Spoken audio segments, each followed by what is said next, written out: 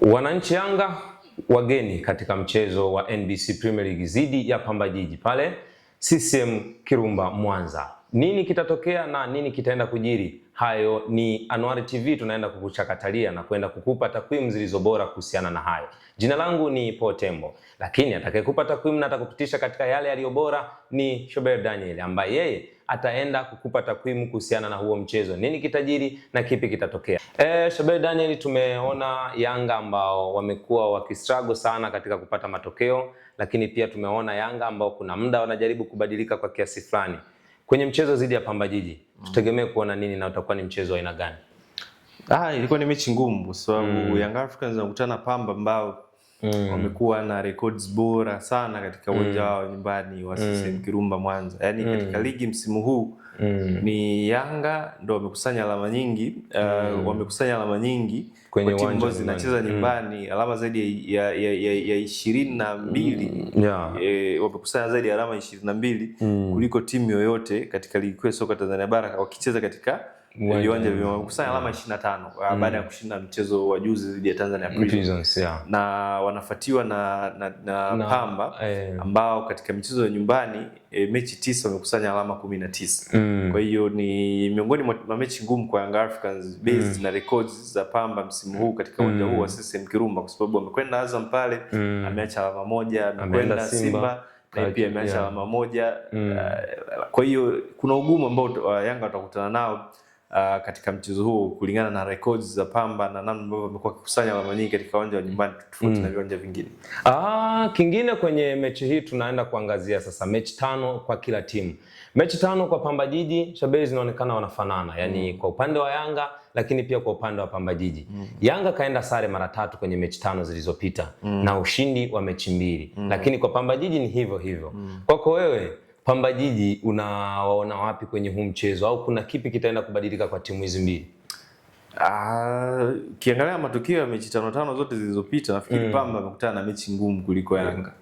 Kwa sababu wamecheza na Azam, wamecheza na Simba, wamecheza away dhidi ya Mashujaa.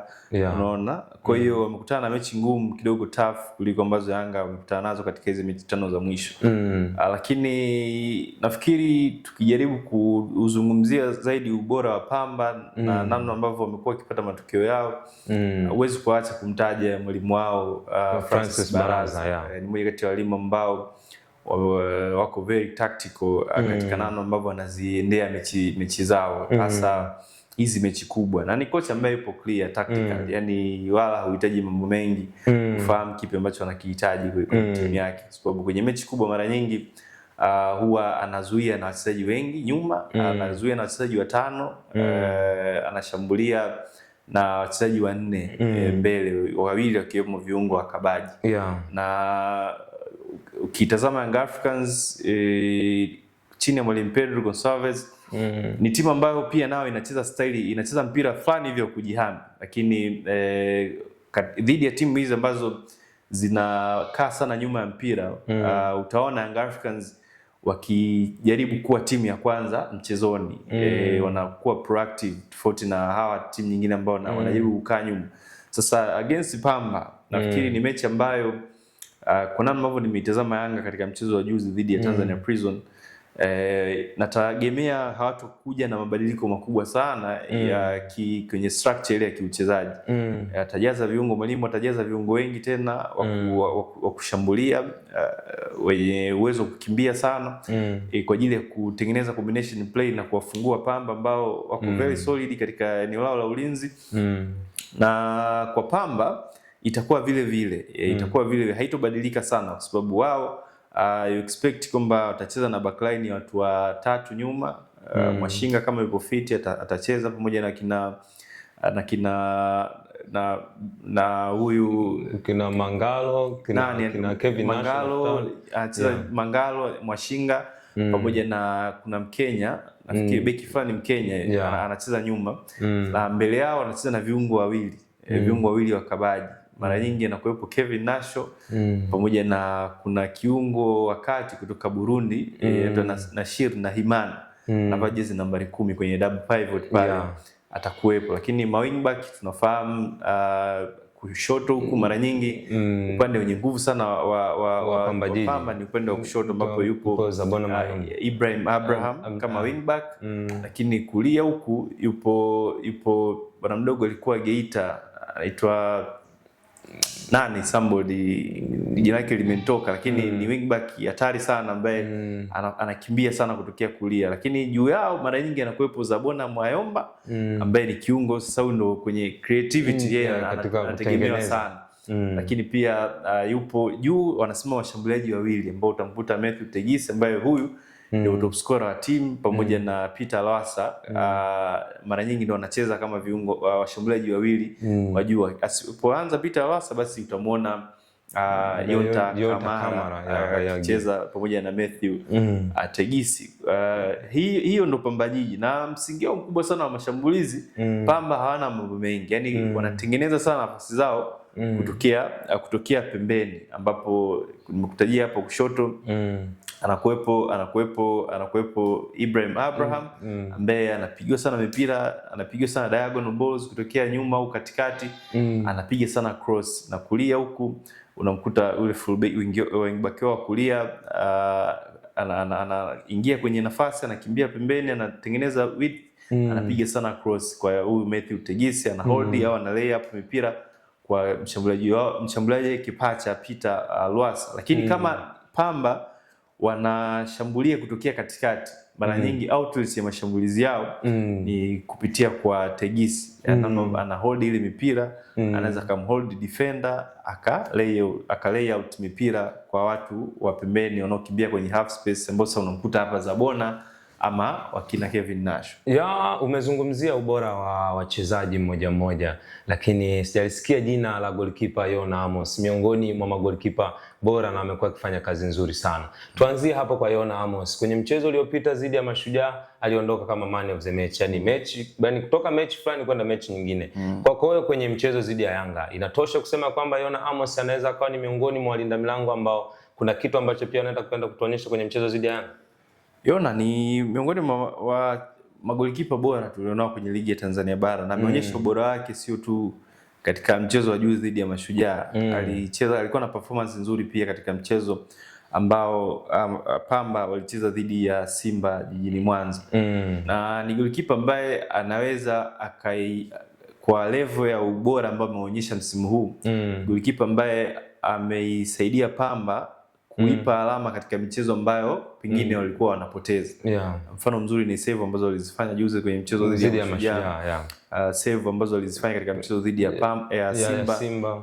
Ni save ambazo pengine zingeifanya Pamba kirahisi wapoteze ile michezo, lakini ubora wake kwa kiasi kikubwa umeichangia Pamba kukusanya alama nyingi na kuifanya Pamba iwe katika miongoni mwa timu 5 bora mpaka sasa hivi katika ligi kuu ya soka Tanzania. Na miongoni, ukimzungumzia Yona Amos, ni miongoni mwa wachezaji katika ligi kuu ya soka Tanzania bara msimu huu wenye tuzo nyingi za man of the match. Ni goalkeeper ambaye ana tuzo nyingi, miongoni mwa wachezaji wenye tuzo nyingi za man of the match. Hiyo inakuonyesha daraja na ubora ambao yuko nao msimu huu. Kwa hiyo anaweza kuwa ni kizingiti pia kingine kwa Young Africans siku ya kesho kutoondoka na pengine na alama 3 ama kutoondoka na alama yoyote katika mchezo wa kesho. Kwa upande wa Pamba Jiji, kwenye mechi ambazo wamecheza na Yanga kwa misimu hivi karibuni, kwenye mechi takriban 3 wameonekana wakipotea tena kwa magoli mengi zaidi, kuanzia magoli 2 plus. Mechi ambayo yani mechi yao kabla ya hii Yanga walishinda mabao 3-0, lakini mechi pia kabla ya hiyo Yanga pia walishinda goli 3-0, lakini mechi ya kwanza kabisa wanapanda daraja walifungwa goli 4-0. Hii kwako wewe na ujio wa Mwalimu Francis Baraza kwenye benchi la ufundi la Pamba Jiji, linaweza likaenda kuisaidia Pamba kesho kutokufungwa mabao mengi kama hayo aliyofungwa kwenye mechi ambazo zilizopita?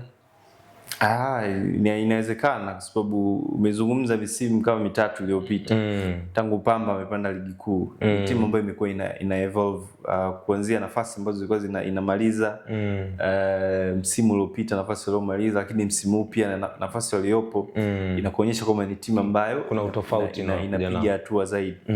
Na nafikiri ubora pia wa kocha ambao hapo naye Francis Baraza, the way ambavyo anaifahamu ligi yetu, the way ambavyo anafahamu wachezaji wengi katika ligi ya Tanzania, lakini pia ni kocha ambaye amekuja Pamba akija na mahitaji yake ya kuongeza wachezaji ambao anaona wanaweza kumsaidia na kufikia malengo ambayo wamejiwekea. Kwa hiyo hichi kiburi walichonacho Pamba ni kutokana na ubora wa mwalimu, mbinu zake, lakini pia aina ya wachezaji ambao wapo nao. Ni wachezaji ambao ametengeneza timu ambayo iko very competitive, timu ambayo inashindana kweli kweli. Ukiona timu msimu huu Pamba mpaka mechi zaidi ya 19 hawajapoteza mchezo wote nyumbani, inakuonyesha namna ambavyo ushindani ambao wapo nao na ushindani ambao wanautoa kwa wapinzani wao. Tumeona pia Yanga ambao kwenye mechi takriban kadhaa wamekuwa kishindwa sana na wamekuwa kistruggle sana kupata matokeo.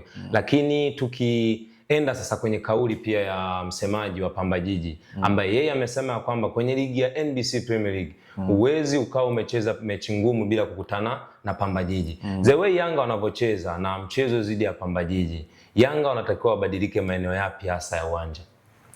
Nafikiri kitu cha kwanza ni kuongeza umakini kwenye nafasi ambazo wanazitengeneza, kwa sababu nimekwambia Pamba ni ugumu sana kufungika kirahisi.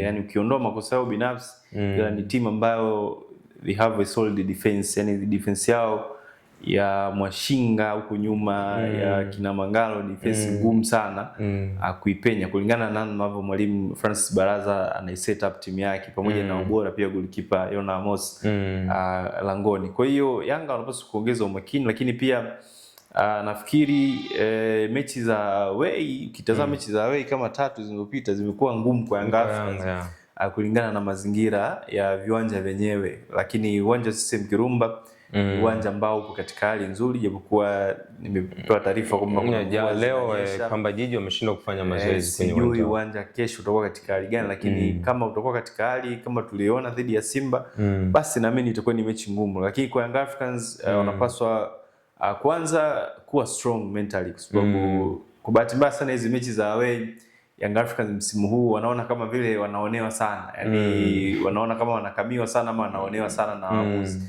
Kitu ambacho ni kweli, ndio maana unaweza ukaona muda mwingine waamuzi wanafungiwa kwa makosa yao binafsi, lakini mwisho wa siku lazima nawe pia ufanye kazi yako iliyokutuma kule. Lazima wapambane na wao kuhakikisha kwamba wanapata matokeo, lakini pia wanapaswa kufahamu hata kama wakiyakosa matokeo lazima waelewe kwamba Pamba Jiji ni timu bora, ni miongoni mwa timu bora msimu huu, hasa zinapokuwa katika uwanja wa nyumbani. Kwa hiyo ni kitu ambacho kinapaswa wakifahamu kwamba wanakwenda kukabiliana na timu ambayo haijafungwa mchezo wote katika uwanja wake nyumbani, wanaenda kukabiliana na timu ambayo imekusanya alama nyingi dhidi ya timu zote ambazo wanacheza nazo katika uwanja wa CCM Kirumba. Shabel, nadhani tumeiona Yanga ambayo pia imepata matokeo yake mengi sana kupitia uimara wa mlinda mlango wao Djigui Diarra, ambapo kwenye mchezo wa kesho huenda akawa sio miongoni mwa wachezaji ambao watahusika kwenye huo mchezo.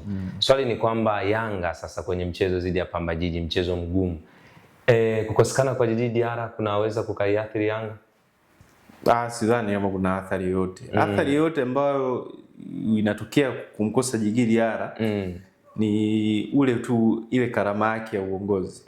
Kwa sababu huu ni mchezaji mkubwa, lakini akiwepo nyuma huku ni kama jicho la uangalizi, jicho la ziada la uangalizi kwa kwenye safu ya ulinzi ya Young Africans, kwa sababu huyu ni mchezaji ambaye ni kiongozi, anaongea sana, lakini pia ni goalkeeper ambaye anaweza kaorganize defense, anaweza kaongea pia na watu ambao wapo mbele safu yake ya ulinzi, na ili kuwakumbusha zaidi majukumu yao mchezoni. Kwa hiyo ni kitu pekee ambacho nakimisi kutoka kwa Djigui Diarra ni uwezo wake wa kiuongozi, namna ambavyo anaiongoza timu akiwa hana kitambaa kwenye mkono wake.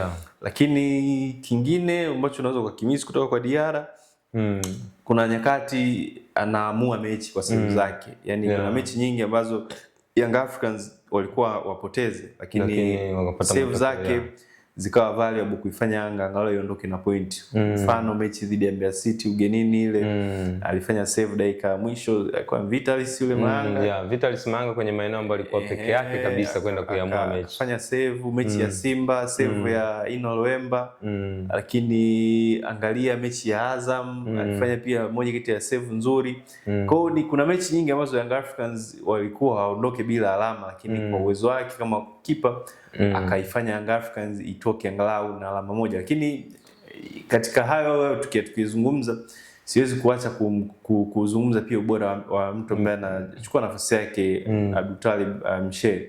Naye pia amekuwa ni mmoja kati ya magolikipa ambao kila nyakati ambazo amekuwa akihitajika kuisaidia Yanga golini katika nyakati ambazo Djigui Diarra hayupo, amekuwa akifanya kazi yake kwa ubora mkubwa sana. Kwa hiyo sidhani kama kutoka kuna pengo kubwa sana baina ya Diarra pamoja na Abdultalib Msheri, lakini ukizingatia pia Young Africans katika michezo mingi ambayo anacheza yeye mingi huwa ana dominate. Kwa hiyo ni ngumu kuona golikipa akiwa na hekaheka nyingi, labda katika nyakati ambazo anakuwa anahitajika kuiokoa timu, ndio hapo utamuona Msheri naye anafanya kazi yake ambayo ametumwa kuifanya akiwa anaanza kikosi cha kwanza.